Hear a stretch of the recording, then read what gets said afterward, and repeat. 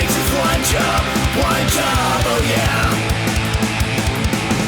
All it takes is one job, and everything is gonna be okay. Well, first thing we took care of was brakes. He's never had brakes, and now he does. Ended up being, well, you'd say just airlock in the proportioning valve would be the issue, right? Which is really common. If you don't bench bleed the master cylinder and the prop valve, then there are just so many places in that thing for it to trap air. And then the other thing that causes problems is they have bias valves inside there. So if there is like a dead leak on one, it tries to kind of shut off flow to those so that you still have power to some others. But if you're fighting air in the lines, like that's a recipe for, we had flow here, we don't now. So starting a good bleed on the master and the prop valve is real critical. Now I want to check out this steering because while we were trying to bring it in, it bound and we couldn't turn right. So safe things first, right? We need brakes. Second one is steering, you know? So we're gonna get those things done before we get it running. Jared's saying bench bleed. You don't have to have it on your workbench. You can put the thing in, but you do have to circulate that fluid through your master cylinder back into the reservoir and then through the proportioning valve, and you can run it back in the reservoir or let it go.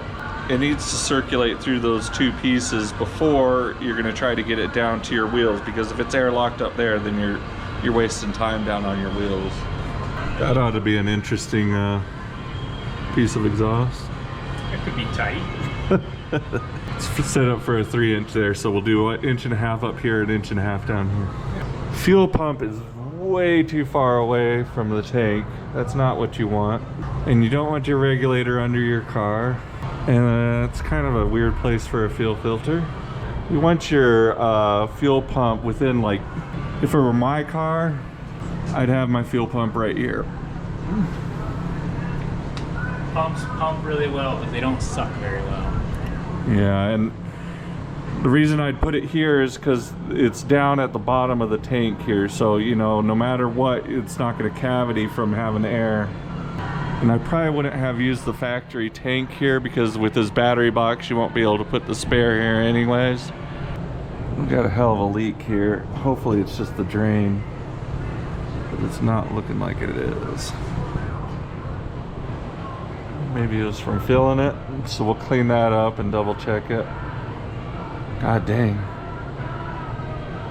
He's been leaking brake fluid for a long time, hasn't he?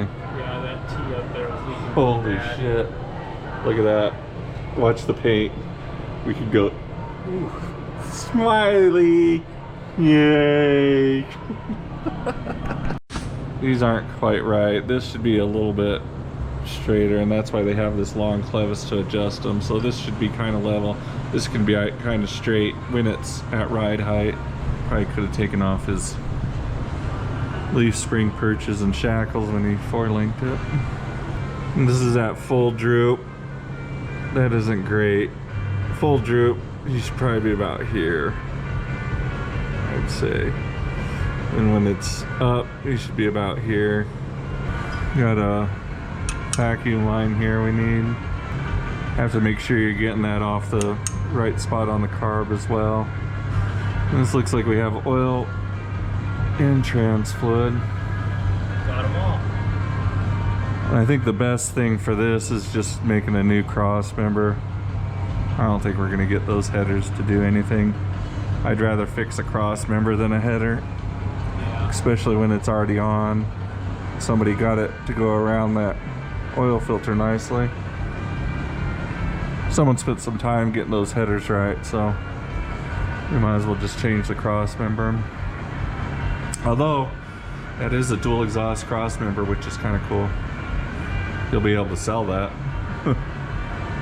This is some kind of aftermarket piece here that goes to an aftermarket like Mustang style rack. So these have nylocks, not keys. Something expensive is hiding down in here. Something broken and expensive. The fuck is that? That was a bad day. I don't know what it is. Save that for later. Any other treats? Yeah? A washer for it. It's like some sort of drain. That bolt was one of these guys.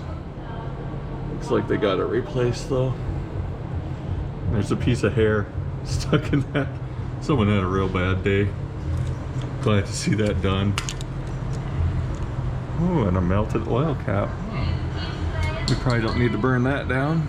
Oh, this stuff feels tight though. Oh, he's got a body ground right here. We can take off that other one. Oh, it's missing the nut for the motor mount though. That it's bolted to. Oh, neither motor mount has a nut on it. What do you do? What do you do? That steering joint angle, you can kind of see it goes up and it goes that way. That's too harsh of an angle. It's not gonna work. Try to roll it down a little bit, get a little better, so we can loosen these up and just try to roll that rack down. But it's not really supposed to be. It's supposed. This guy's supposed to stick here through here like this. But we're just gonna get as much as we can. So one thing to consider if you're ever doing a rear mount battery, you do have extra risk with that, and you want to have a maxi fuse pretty close to the battery. But in this case, you've got the starter wire, your main battery power, and it's bundled up with a steel braided fuel line. And it's not too hard for, if something were to ground out, even if you were to catch a rock or something right here and pinch something, you could burn this car down pretty quick. Well, just the steel braided line is sharp enough to chafe through. Yeah. And if it did catch arc on that battery cable, it'll blow a hole straight through that steel braided line, and then you blow your car up. I think I'd really like to redo his fuel line. Yeah, and my personal preference on if you're doing a rear mount battery, I like to run the battery cable and the fuel line up different frame rails. But as long as you've got them kind of separated, it's okay. But together, it's scary. When you're doing A&N and stuff too, you have to consider, like, he could have this fuel filter and I would put it right before the fuel pump instead of after. But that could have been, instead of having all these fittings, that could have been right off of that. You do one side right in, and then you only have one fitting there into the line, and then you have another fitting out here, and your fuel regulator really should be up by your carbs. I mean, it almost went out of his way to get that power line running alongside that fuel line there. So I think we will. It's just going to be a lot less fittings and stuff. And then back here even goes rubber to A&N because of the way this fitting is. And then it's a lot smaller line here than he has on the rest of it. And we can make a hanger right here. So yeah, he has that new crossbar. He didn't probably have that crossbar when he first put this together because he was running Leafs. But that crossbar is, yeah, perfect for a fuel pump. Wonder if we can use some kind of different fitting to run a bigger line all the way into the tank. Yeah. Got some sort of adapter here between the column and the piece here. I'm not sure why. Like, because you can get the right joint, one end to the other here.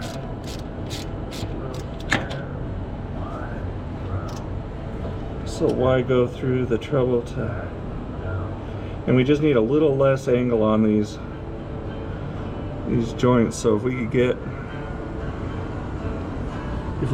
that right there to close up from there to there, that would be enough to get the harsh angle out of these joints here. All right, they have, this isn't the way you do this, but they have this little piece in here, and they have, I don't know if that piece they got in there all it was is a conversion joint, so it went from 1 inch double D to 3/4 double D. But what you could have done is just had a 1-inch double D on this side, and that would have gone, and 3/4 double D on this side, and that would have hooked right up to your column, and this would have started down. But with what we have here, these are expensive. This looks like Flaming River, so these are probably $150, $160 a piece. What we're gonna do is we're gonna just take this much. We got that much extra room that we can take off of this, and we'll just have to see if that's enough to get these not to bind. But we'll see. Extra safety measure, we like to drill a little dimple where that set screw sits down in, so it just gives it that little bit more security.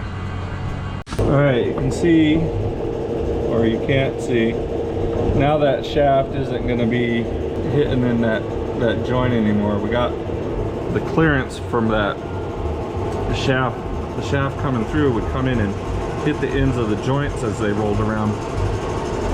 Partially because they were at too much of an angle, and partially because that bar was too long. All right, so here's what they had on there, and this piece is homemade for sure. It's some Borgenson piece, probably like some sort of vibration isolator, and then a piece of another joint welded inside of there just to make that adaptation. But amazingly enough, we had the piece that goes from here to here in stock here at Night Shift Customs. Here to bring all your hot rod needs and your fruitions come true. Just give me your money. That's it. Not even a little tiny hiccup. That feels really good.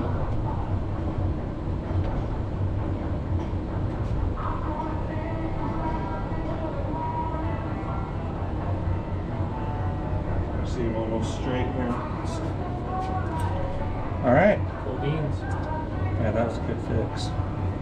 So we got just insanely better angle on that. Got rid of a couple of pieces.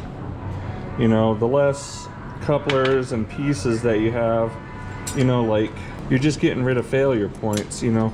Not that pieces will fail, but you know, there's always the possibility. You know, this is a milled piece. You know, this is a weak point right here, you know, right across that edge. So getting rid of stuff like that, stuff like this that had to be made, and just going to a straight joint, you know, we got rid of, you know, these pieces completely. Now we just have a joint there, so a lot better. All it takes is one job, oh yeah. All it takes is one job, and everything is gonna be okay.